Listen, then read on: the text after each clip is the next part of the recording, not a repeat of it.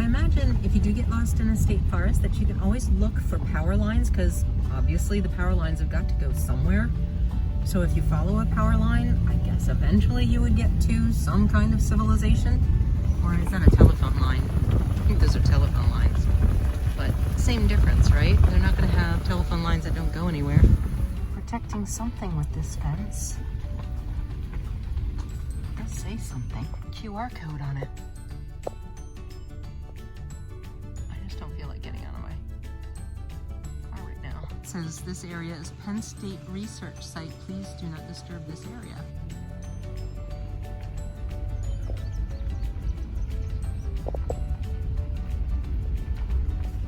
Back on the paved road. And that's a home. I still have no idea where to go. I'm just gonna keep driving. Google Maps is taking me down this road and then having me turn around and do a U-turn. It doesn't make any sense.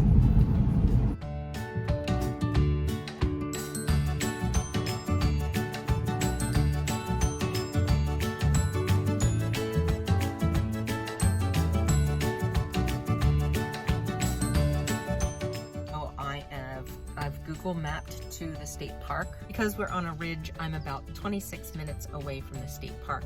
I'll get there and then I'll be able to see the map, pick up a map at one of the offices and see where I am. It's interesting, my friend asked me to purchase one of the purple lizard maps and I almost dug into it in order to see where I was. This is for Bald Eagle. But I didn't, because I think I know where I am. I think Google Maps will take me where I need to go. So I couldn't explore the forest. I don't know if the roads that I saw were actually motorized dispersed camping sites. There were no fire rings, no picnic tables. But I'd like to know if there is camping in Bald Eagle State Forest, and hopefully when I get to Bald Eagle State Park, I'll be able to find out.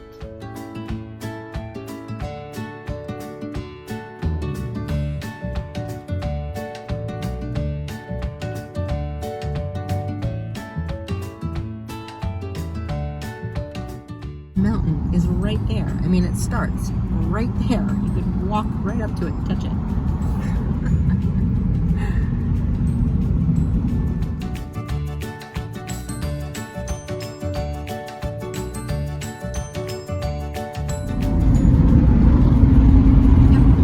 There's a lake. It's on both sides of this causeway.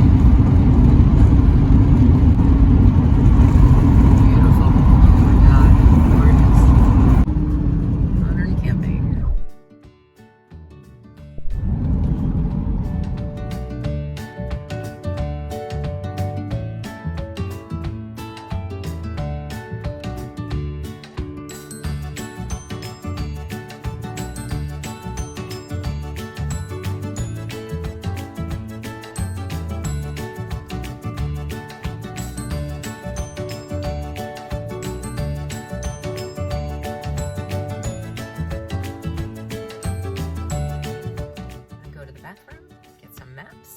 Out where I'm going for the primitive camping. I passed a sign that said primitive camping, and it was a turn to the right, which I did not take because I wanted to hit the office first. But I have a feeling I'm going to have to backtrack in order to get back to the primitive camping area, and it's over the lake. I cross over the lake again. This is the view from the park office. It's just so natural out here. There's nothing out here. Here, there's all these other state parks within this state forest system. I guess multiple. And then here's the national park. I didn't realize it was that close to the national park, Allegheny. Sorry, national forest. Only national forest in Pennsylvania.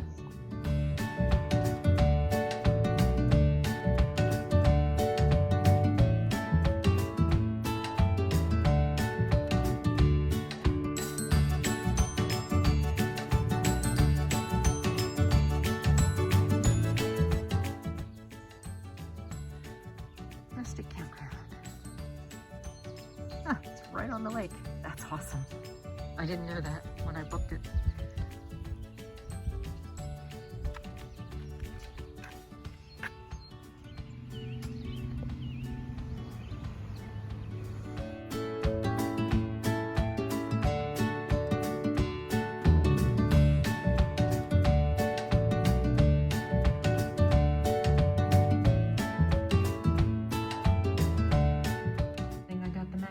Store.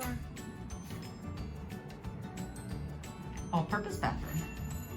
And we're here right now at the park office. We came from down here where I saw the rustic camping that went off to the right, and then we continued on across the lake and onto 150 to get to the park office. Now we're going to backtrack and go all the way back down across the lake again.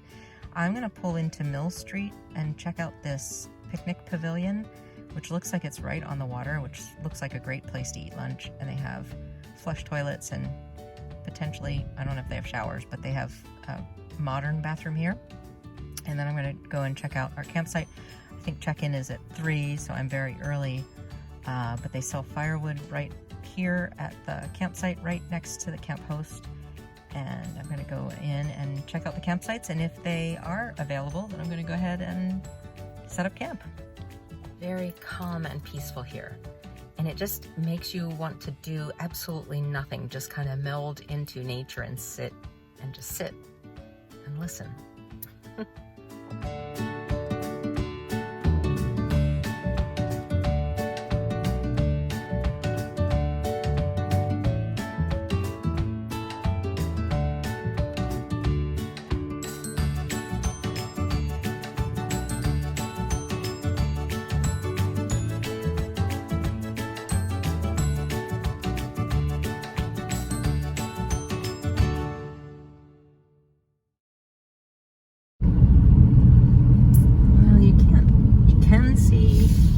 From the pavilion.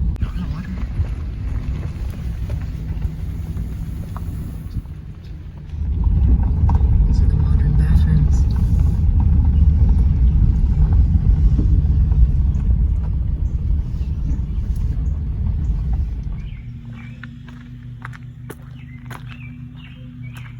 Lunch.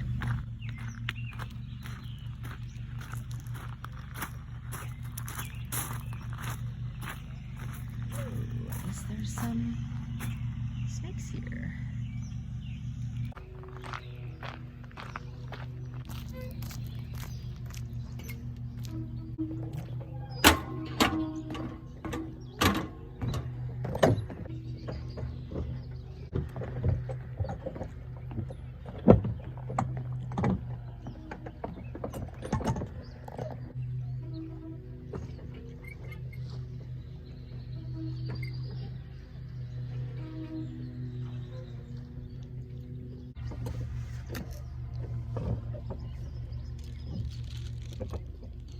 Wake from someone's boat is making the floating dock move a lot.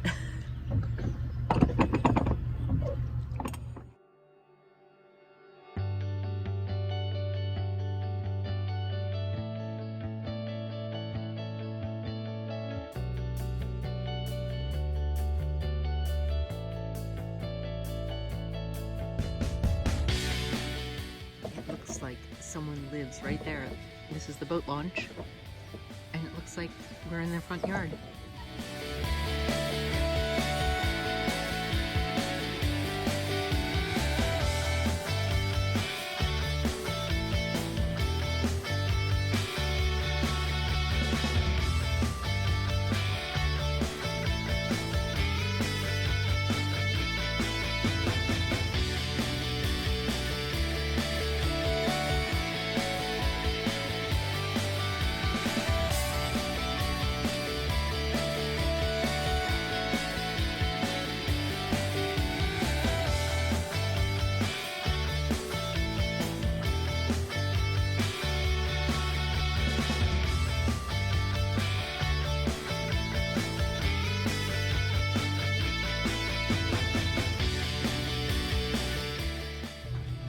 I think we are just narrowly avoiding rain. There are dark clouds all over obscuring the sun, but that's a good thing because otherwise it would be too hot.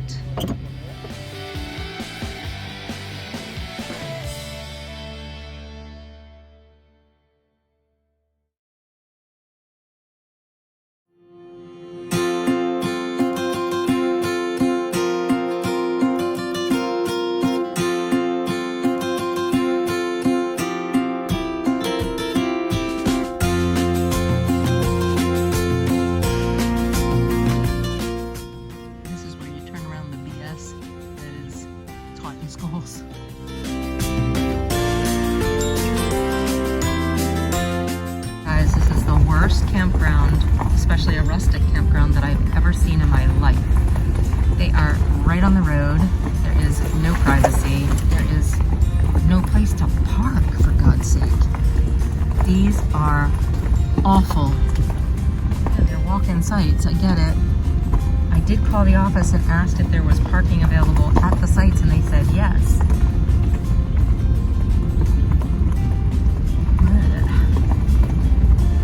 Just look worse than Pincho. And I get it, you park there and then you walk down to where you your tent. So you're in kind of this valley, but it's like the thinnest driveway loop. It's like, I don't know. Ugh. You know, like,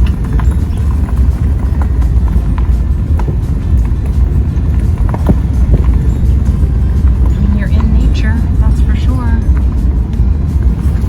Inside loop, then I'm sure you're right next to your neighbors.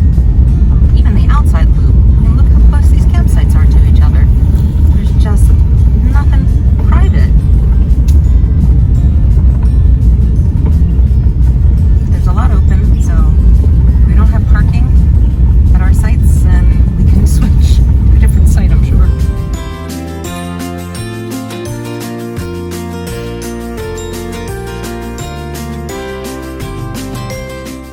This is pretty neat, though. It is nice. I like this. Oh my gosh. It's way back here.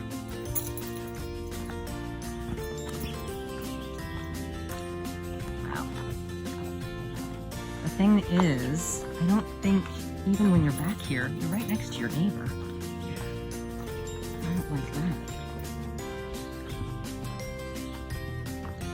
I don't have the right shoes for this hill. Huh. Oh, and it's so muddy that they had to lay down stones so you could walk on it. Wow. Maybe if you want. Yeah, where would you? Right there in the, there's like a pad there. No fire. Oh no, there Yeah, is. it's on the other side of the table.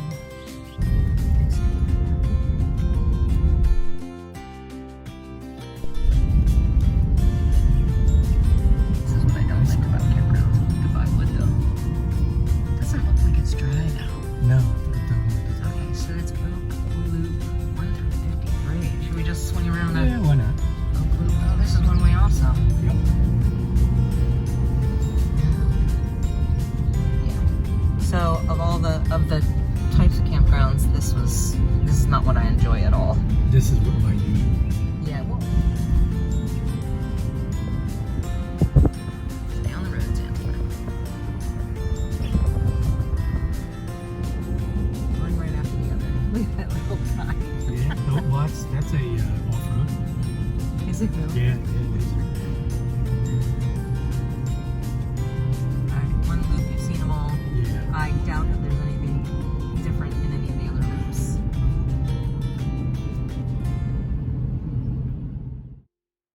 So, Bald Eagle State Park Rustic Campground is not for me. It's not that it's too rustic. The sites are really small. Most can only have one car in them, and it's a tight squeeze with the fire ring and the picnic table. They're right on the loop road, which is very long and one way, so you have to drive the entire loop to get anywhere. There's no privacy. there, in many cases, isn't even foliage in between the campsites. They're not necessarily right next to each other in terms of, you know, there might be 100 feet in between them, which is nice. And it is very natural, but there's just something about it that just isn't as pleasant to me. It's one long loop. Let me show you. This is the loop road, and it just goes on forever in both directions. There are bathrooms periodically through the loops, but it's one very long loop. There's water right there across from my campsite. And this is a ravine. The motor you hear is a boat on the lake. It's a very large lake for motorized boats. And I did swim in it yesterday, which was very pleasant because it was very hot. And you can see there's lots of foliage in between my site and the site next door.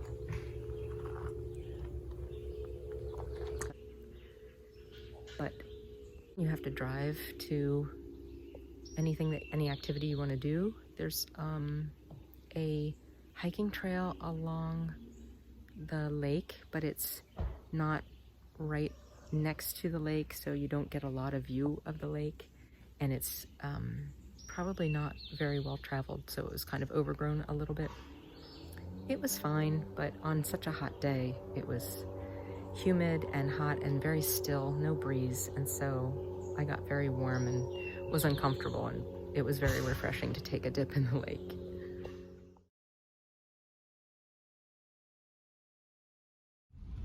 Welcome to Poe Valley State Park Campground.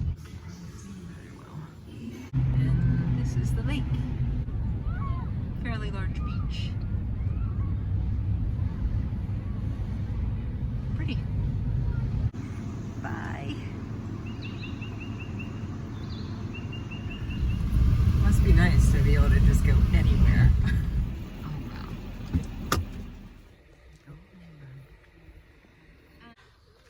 Why are you pestering me?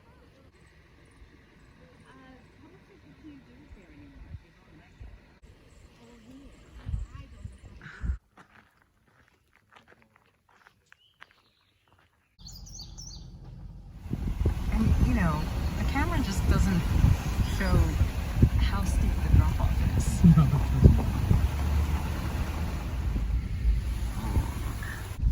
That's what a site looks like. Oh yeah. Nice and quiet and secluded and immersed in nature.